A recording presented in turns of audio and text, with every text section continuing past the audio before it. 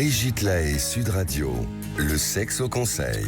Philippe Arlin est avec nous, sexothérapeute. Je voulais revenir sur les lubrifiants.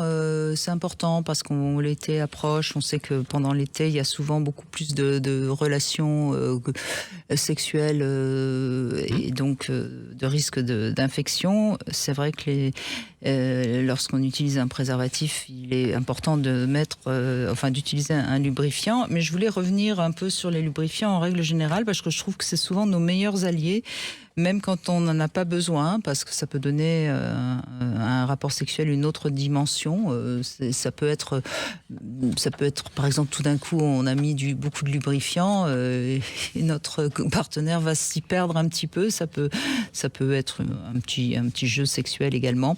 Alors en fait, je crois, si je ne me trompe pas, qu'il y a 3 grandes familles de lubrifiants et je voulais faire un petit peu il y a d'abord ceux qui sont à base d'eau, qui sont assez polyvalents et compatibles avec notamment tous les sextoys et les préservatifs. Ils ont l'avantage de ne pas tacher.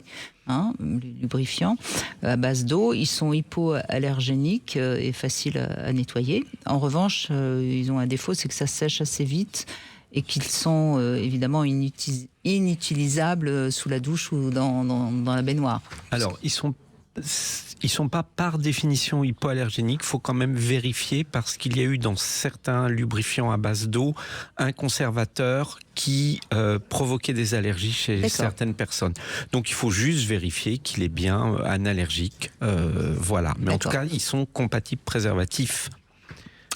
Ensuite, il y a ceux à base de silicone. Alors, ils sont d'une texture douce, soyeuse. Ils ne sèchent pas. Ils conviennent bien aux peaux sèches, justement, parce qu'ils durent plus longtemps, vu qu'ils ne sèchent pas.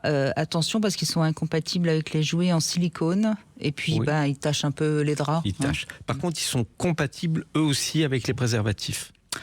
Et ensuite, il y a ceux à base d'huile qui sont nourrissants, qui se conservent longtemps, mais incompatibles avec les préservatifs. Et totalement qui peuvent incompatibles. Perturber le pH vaginal.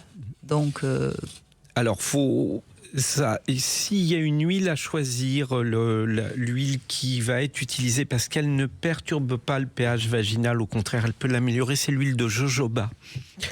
C'est un nom un peu exotique, mais l'huile de jojoba a cette qualité d'être absorbée très vite, d'être totalement en accord avec le pH des muqueuses. Donc que ce soit pour le gland, parce qu'il y a aussi les hommes qui peuvent être sensibles à certains lubrifiants, que pour la muqueuse vaginale. Donc voilà, quitte à utiliser une huile.